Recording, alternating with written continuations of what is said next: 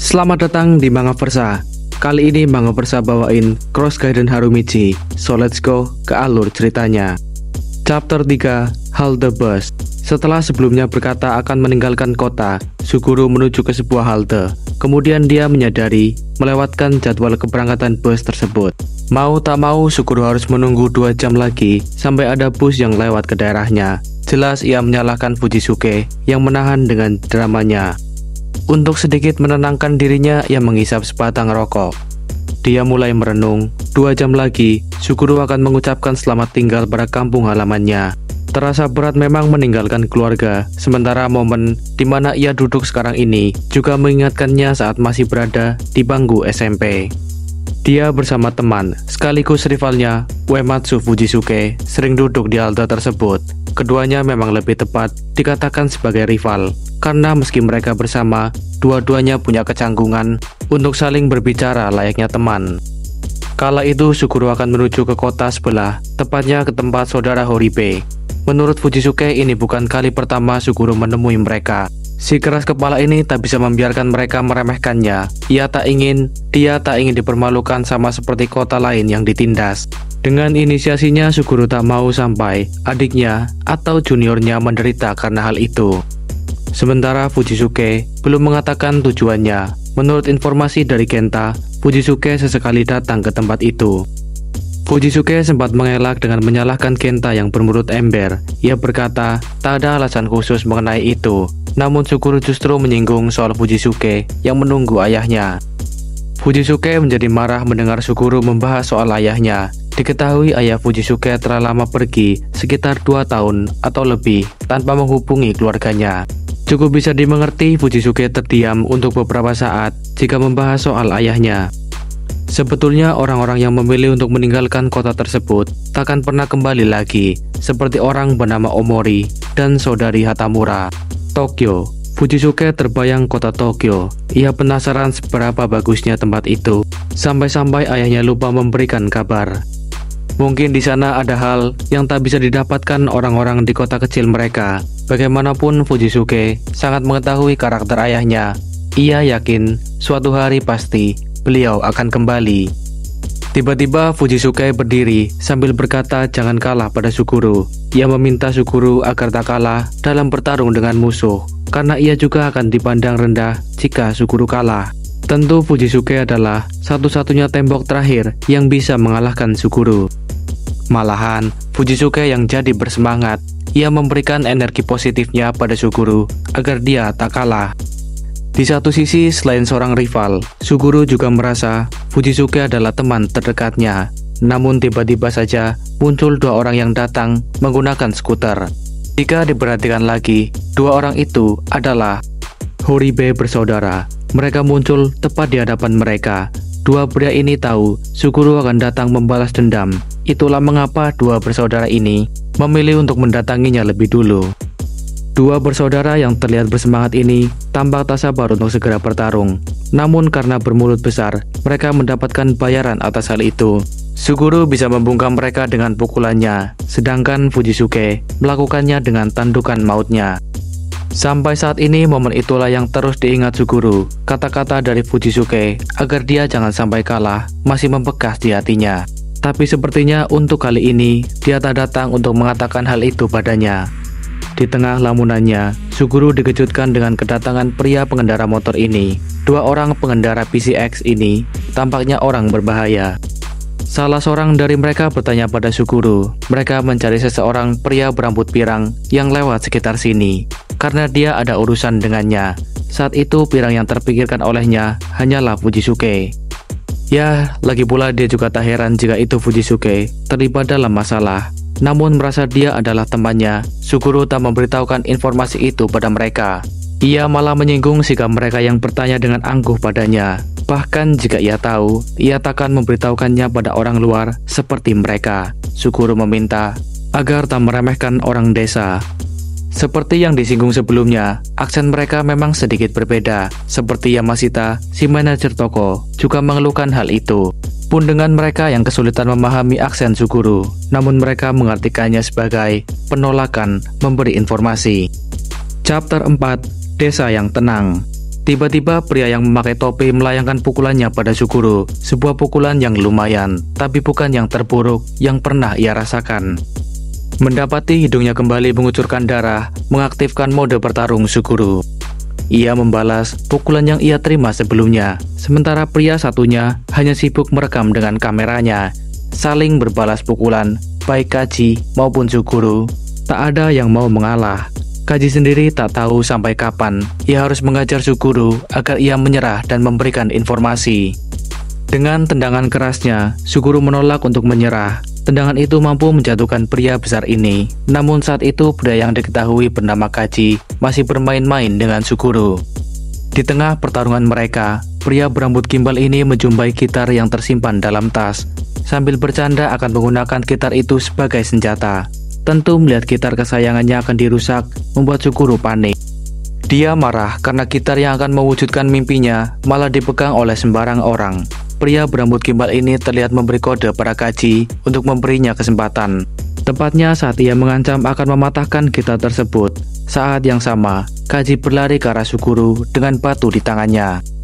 Kaji langsung menghantam Suguru dengan batu itu yang membuatnya langsung terjatuh. Tak berhenti di sana, setelah terjatuh pun Suguru langsung dipukuli berulang kali. Tetapi bukan karena dipukuli ia merasakan sakit, melainkan gitarnya, satu-satunya barang berharga yang ia punya, justru dihancurkan. Kini semua terlihat begitu suram seiring dengan kesadarannya yang menghilang. Sementara itu di minimarket si nenek, sahabatnya Fujisuke sedang asik bernyanyi sendiri. Kali ini dia yang bertugas jaga selagi si nenek keluar. Namun karena asik sendiri ia tak menyadari kedatangan bosnya kala itu. Satu lagi orang merepotkan bagi Yamashita. Dia sempat berpikir untuk memukul Fujisuke. Tapi Yamashita memilih untuk menunggu sampai Fujisuke menyelesaikan lagunya. Tentu Fujisuke pun terkejut setengah mati melihat Yamashita sudah berdiri tepat di hadapannya. Ia menahan amarahnya dengan mengingatkan usaha yang mereka jalankan adalah milik bersama. Dengan murah hati seorang bernama Miles Davis memberikannya pada mereka, seseorang yang dekat dengan presiden dan juga ayahnya.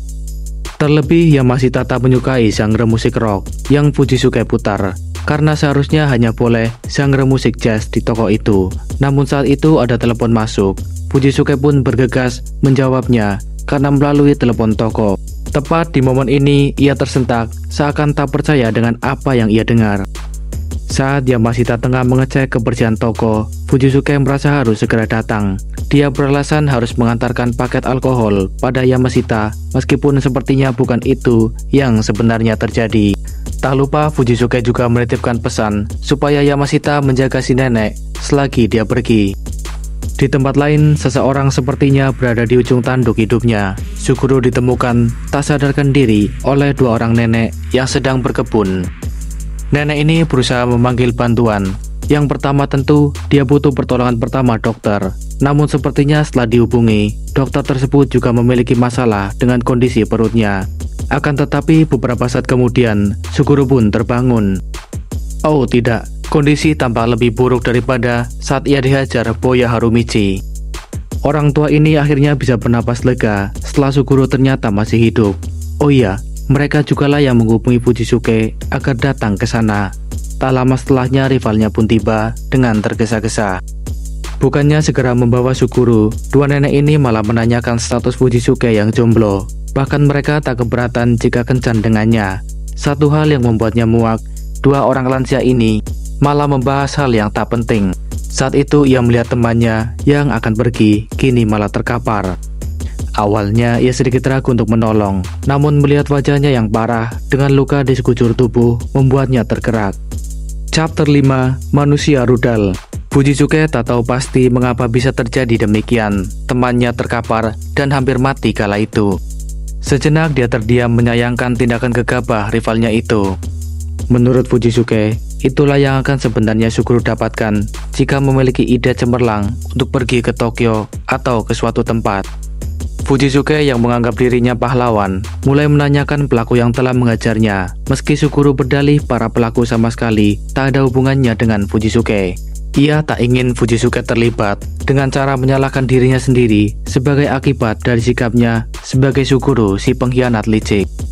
Dia berencana untuk mencari dan menghajar mereka meskipun kondisinya sangat buruk, sampai-sampai muntah darah karena luka dalam. Bahkan untuk berjalan saja ia bisa tersandung oleh tas gitarnya sendiri. Kondisinya saat ini tak memungkinkan dirinya melakukan hal itu, tapi dia beruntung punya teman seperti Fujisuke. Suguru menganalogikan mereka berdua layaknya burung yang terperangkap dalam sangkar, yang hanya bisa mencicit dan berkicau tanpa bisa mengetahui apa yang terjadi di dunia luar. Yang lebih menyakitkan, gitarnya juga telah dirusak. Pria berambut gimbal dengan sekujur tubuhnya yang gemetar, ia tak kuasa menahan kesedihan. Sampai akhirnya Suguru menangis di hadapan temannya. Ia putus asa karena Tokyo terasa begitu jauh sekarang ini. Akan tetapi Fujisuke hanya terdiam melihat penderitaan Suguru. Ia kembali mengajukan pertanyaan yang sama, siapakah orang yang menghajarnya? Tiba-tiba saja Kenta menyusul mereka ke halte bus. Ia juga terkejut melihat kondisi Suguru yang menyedihkan. Fujisuke merasa masalah Suguru juga menjadi masalahnya, karena hanya dia orang yang bisa mengalahkan Suguru di kota ini. Maka jika benar, mungkin ada orang luar lagi yang datang ke desa mereka. Meskipun Suguru di sini tetap menolak untuk melibatkan rivalnya itu. Karena Suguru memilih bungkam, Fujisuke terpaksa meminta informasi dari Kenta, yang ternyata sudah lebih dulu menyelidiki soal kasus ini. Berdasarkan informasi yang Kenta dapat, ada 2 orang menaiki motor dengan tampilan yang mencolok mengelilingi sekitar sini. Mereka mencari seorang pria berambut pirang dan memakai sukajan. Suguru terkejut saat mendengar pria pirang memakai sukajan adalah target 2 pria yang menghajarnya. Sedangkan Fujisuke yang menerima informasi itu langsung beranjak pergi. Walau Suguru merasa tindakan itu hanyalah tindakan bodoh. Di sini Fujisuke tak sedang bercanda. Ia merasa Suguru keliru menilai tempat tersebut. Tempat itu bukan sebuah kandang yang mengekang, melainkan sebuah sarang yang hangat dan nyaman. Pemikiran yang harus tertanam dalam otaknya adalah sarang itu terlalu kecil untuknya. Dalam kasus itu, bergegas keluarlah dari sana. Namun yang pasti Fujisuke akan tetap tinggal di sana, melindungi sarang dari para musuh. Di waktu yang sama, Yamashita memberi peringatan kesekian kalinya pada si nenek. Hampir setiap hari Yamashita berkunjung, nenek mendapat komplain yang berbeda.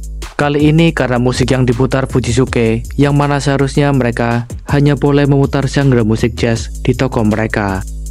Setelah selesai dengan semua ocehannya, Yamashita pun beranjak dari sana. Cukup melelahkan bagi si nenek mendengarnya marah-marah. Lalu untuk menenangkan diri, dia pun memutar musik. Lagi-lagi bukan musik jazz sesuai yang diminta Yamashita, melainkan musik yang sama seperti yang diputar sebelumnya oleh Fujisuke. Lagu berjudul Missile Man. Lagu ini benar-benar menggambarkan sifat, sikap, dan perjuangan Fujisuke. Sesuatu yang tak dimiliki 2 orang ini adalah dia mencintai kampung halamannya. Uematsu Fujisuke merasa dialah pahlawan yang akan membereskan semua masalah di kota. Oke, sekian dulu alur ceritanya. Kita lanjut di chapter berikutnya. See you on next video. Bye-bye.